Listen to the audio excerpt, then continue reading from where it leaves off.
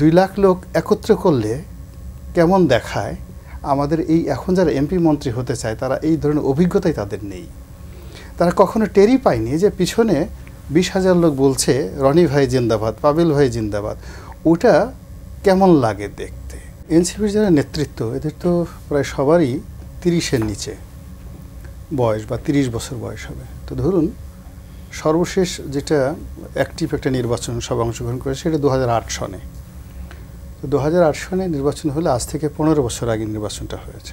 তখন এদের সবারই বয়স 13-14 বছর। তো তারা কখনো ভোট দেননি, ভোট কিভাবে হয় এটা তারা জানেন না, বোঝেন না। এবং যে সমস্ত নেতৃবৃন্দ যারা এই মুহূর্তে বিএনপিকে বলছে তারা 100 সিটের বেশি পাবে না, 50 সিটের বেশি পাবে না, তারা 300 সিট পাবে, আমি তাদের সবাইকে দেখলাম এদের 14 জেনারেশনে কেউ মন্ত্রী এমপি ছিলেন না, একজনেরও না। তারা একেবারে প্রান্তিক লেভেলের সাধারণ পরিবার থেকে আসছে। তো ফলে যে জিনিসটা আপনি দেখেননি ওই যে অন্ধের হাতি দেখার মতো। একটা জাতীয় সংসদ নির্বাচনে অন অ্যাভারেজে 5 লাখ লোক অংশগ্রহণ করে, আর 10 লাখ লোক অ্যাক্ট অ্যান্ড রিয়্যাক্ট করে, আর সরাসরি অন অ্যাভারেজে 1.5 থেকে 2 লাখ ভোট পেয়ে অন অ্যাভারেজে প্রার্থীকে বিজয়ী হতে হয়। 2 লাখ লোক একত্র করলে কেমন দেখায় আমাদের এই এখন যারা এমপি মন্ত্রী হতে চায় তারা এই ধরনের অভিজ্ঞতাই তাদের নেই। তারা কখনো টেরই পায়নি যে পিছনে 20,000 লোক বলছে রনি ভাই জিন্দাবাদ, পাবেল ভাই জিন্দাবাদ, ওটা কেমন লাগে দেখতে। বা একটা নির্বাচন কেন্দ্রে একসাথে 10,000 লোক মারামারি শুরু হয়ে গেছে নির্বাচনের দিন, নেতা সামনে গিয়ে বলছে স্টপ, আর সঙ্গে সঙ্গে সমস্ত মানুষগুলো স্টপ হয়ে যাচ্ছে। কোনো মিলিটারি যেটা পারছে না, ম্যাজিস্ট্রেট যেটা পারছে না, পুলিশ পারছে না, কেবলমাত্র একজন নেতা 10,000 লোক ভোট কেন্দ্রে মারামারি করছে, ঢাল ছুরকি নিয়ে দাঁড়াইছে, শুধু নেতা সামনে গিয়ে বলছে স্টপ।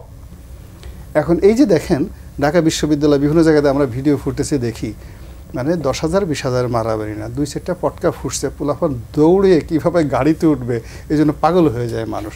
দুনিয়ার মানে গল্প উপন্যাস পড়া অনেক মানে সহজ ব্যাপার, কিন্তু বাস্তবতা খুব কঠিন একটা বিষয়। এখন ডক্টর মোহাম্মদ ইউনূস তার সঙ্গীর সাথে যারা আছেন, আল্লাহ তাদেরকে অনেক রূপ দিয়েছে, যৌবন দিয়েছে, তাদেরকে অনেক যোগ্যতা দিয়েছে, অনেক ডিগ্রি দিয়েছে এবং অনেক পাওয়ার, তাদের অনেক পাওয়ার আছে বিভিন্ন জায়গাতে, শরীরের বিভিন্ন জায়গাতে অনেক পাওয়ার আছে। কিন্তু বাস্তবতা হলো তাদের কোনো পলিটিক্যাল পাওয়ার নেই, তাদের কোনো পলিটিক্যাল উইল ফোর্স নেই, পলিটিক্যাল উইজডম নেই, মিশন অ্যান্ড ভিশন কিছু নেই। এটা হলো বাস্তবতা। কিন্তু রাজনৈতিক দলগুলোর সমর্থন তো ছিল, রাজনৈতিক দলগুলোর ওই এটা বলতে গেলে যেহেতু আমার নিজের ঘাড়েও লাগে, আমরা গত 15 বছর শেখ হাসিনার পেদানিতে আমাদের এত ভয় লেগে গেছে, আমাদের কোথায় যে মেরুদণ্ড আর কোথায় যে দণ্ড আর মেরুদণ্ড, এই দুটো জিনিস আমরা এখন মিলাতে পারছি না, যে what is stick and what is backbone. তো এই হলো অবস্থা। তো যার জন্য আমরা এখন ওই শেখ হাসিনার মতো ভয় পাচ্ছি, যেহেতু ওই সিংহাসনে বসে আছে। একটা জিনিস আপনাকে বলি ইলেকশন সম্পর্কে, বিখ্যাত একজন বলি না রাজা অথচ ঋষি, রাজর্ষি, মানে রাজা হবেন এবং দার্শনিক হবেন পৃথিবীতে 1 in a million এরকম সংখ্যা। তো এরকম একজন রাজর্ষি ছিলেন, তার নাম হলো মার্কাস অর্লিয়াস।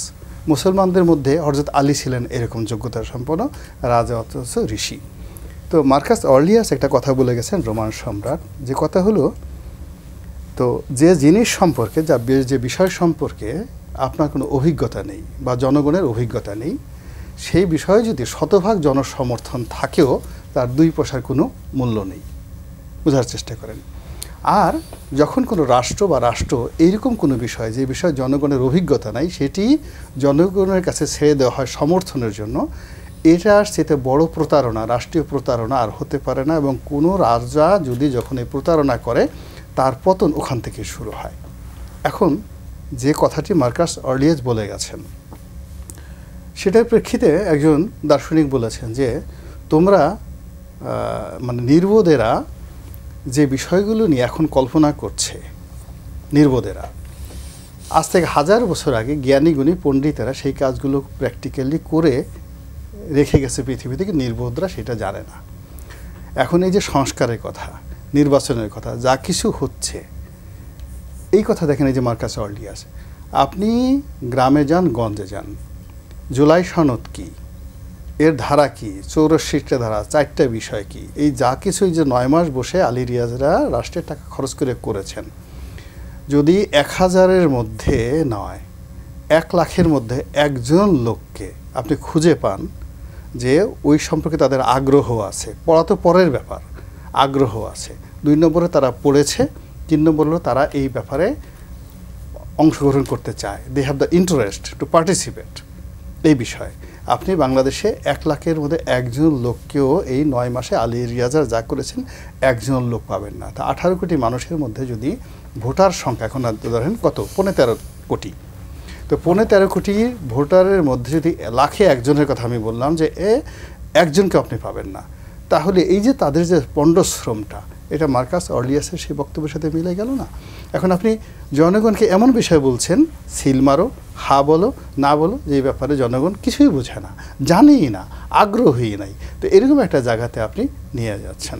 এর চাইতে আর মানে কি বলবো, এটাকে ইংরেজিতে বলা হয় ব্লান্ডার, বাংলাতে এর সাথে ভালো শব্দ হয় না, এরকম ব্লান্ডার আমাদের রাজনৈতিক অঙ্গনে হয় না। ইট উইল বি দ্য, যাকে বলে একেবারে most destructive blunder ever made in the political history of Southeast Asia.